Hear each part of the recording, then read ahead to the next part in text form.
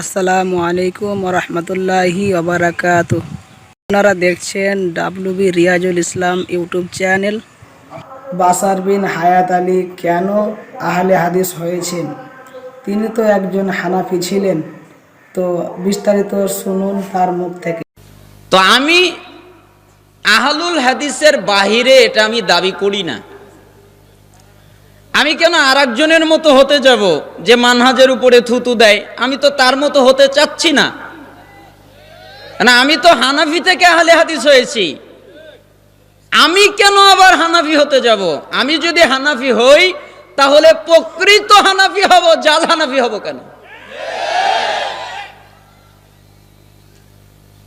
আমি জানি কষ্ট কাকে বলে,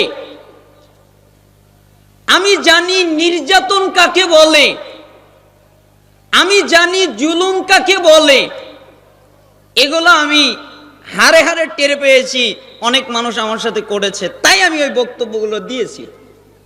তো যদিও বা ওইভাবে বলা আমার উচিত হয়নি, এই জন্য আমি আমার বিগত দিনের, ভালো করে বুঝবেন, আমার বিগত দিনের আলোচনায় যত ভুল ভ্রান্তি হয়ে গেছে আলেমদের চোখে ধরা পড়েছে, যদিও বা আমার কাছে সঠিক মনে হলেও আমি সবগুলো থেকে ফিরে আসতেছি, তওবা করছি।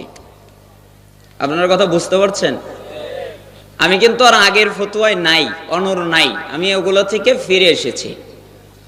তো আপনারা মারামারি করবেন, আমাকে আহলে হাদিসের মানহাজ থেকে বের করে দিবেন,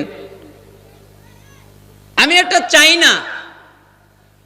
আবার আপনি বলবেন যে ভয়ে কথা বলছেন। না, আমি আপনাকে ভয় করি না, আমি কোনো মানুষকে ভয় করি না, আমি আল্লাহকে ভয় করি। আমার হৃদয়ে হিংসা হয়ে যাবে, আমি হিংসা করব, আমি ঘৃণা করব, আমি বেয়াদবি করব, এটা আমি শিখিনি। আমি মানুষ, আমার ভাষাটা ওরকম, আমি কথাবার্তা একটু বলি, আমার কণ্ঠটা একটু রাগান্বিত থাকে, এই জন্য আপনারা কিছু কিছু কথায় কষ্ট পেয়ে থাকেন।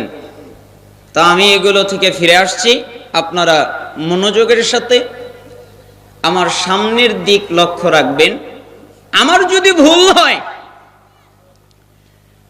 কোনো আলেম সরাসরি আমাকে কখনো সংশোধন করেনি, তবে কিছু দুই একজন আলেম ইদানিং এখন আমাকে, যেমন আবু বকর জাকারিয়া হাফিজাহুল্লাহ, আকরামুজ্জামান বিন আব্দুল সালাম হাফিজাহুল্লাহ, ডক্টর আহমদ সাকিব হাফিজাহুল্লাহ, এনারা আমাকে বলেছেন, যারা বলেছেন তাদের নাম বললাম।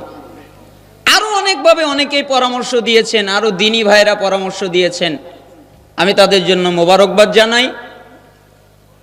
আল্লাহকে বলি, আল্লাহ আমার জবান থেকে তুমি যদি কবুল করো, কেউ ঠেকাতে পারবে না, আমি যেন ভুল ভ্রান্তি না করি। যদিও বা যারা আলেম তারা জানে, মুখতাসার ইখতিলাফুল উলামা পড়েন, আল ফিকহ আলাল মাযাহিবিল আরবাআ পড়েন, তাহলে দেখবেন কত ইখতিলাফ, একজন আলেমের সাথে আরেকজনের ইখতিলাফ রয়ে গেছে। বিন বাজ রাহিমাহুল্লাহ বলছেন, রুকুর পরে উঠে হাত বাঁধতে হবে, আবার এটা সুন্নাত। আলবানী রাহিমাহুল্লাহ বলছেন, না, রুকুর পরে উঠে হাত ছেড়ে দেবে, হাত ছাড়াটা সুন্নাত, বাঁধাটা বিদআত। দুজনই তো সালাফি বড় বিদ্বান, তাই না? তাই ইখতিলাফ ঘটে নাই, ঘটে গেছে। ইখতিলাফ আলেমদের মধ্যে হয়, হতে পারে, স্বাভাবিক, কিন্তু হিংসাত্মক করে কাউকে নামানো, কাউকে খাটো করা, তার কথা না বোঝা, এটা আমার জন্য উচিত না, আর কোনো মানুষের জন্য উচিত না। কেন? সালাফদের আদর্শ এটা নয়। সালাফরা ভুল হলে ভুল সংশোধন করে, আহলুল হাদিস যারা তাদের সাথে একরকম, আর বিদাতি যারা তাদের সাথে আরেক রকম। দুটা যদি এক হয়ে যায় তাহলে সালাফি মানহাজ ওটা নয়। আপনি বিদাতির ভুল একভাবে সংশোধন করবেন, কিন্তু যারা আহলে হাদিস সহিহ আকীদায় চলে তাদের ভুল অন্যভাবে সংশোধন করবেন, কারণ দুজন এক নয়। আমার আকীদায় নেই আল্লাহ সর্বত্র বিরাজমান, আমার আকীদা আল্লাহ আরশের উপরে উঠেছেন।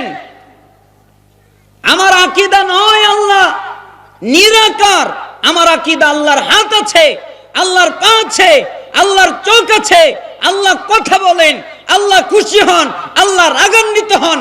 তবে যদি আপনি প্রশ্ন করেন কেমন, আমি বলবো আল্লাহর যেমন লাগবে তিনি তেমন। তো আপনারা বিস্তারিত শুনলেন তার মুখ থেকে। ভিডিওটি ভালো লাগলে লাইক অবশ্যই করবেন এবং মুসলিমদের মাঝে ভিডিওটি বেশি বেশি করে শেয়ার করুন।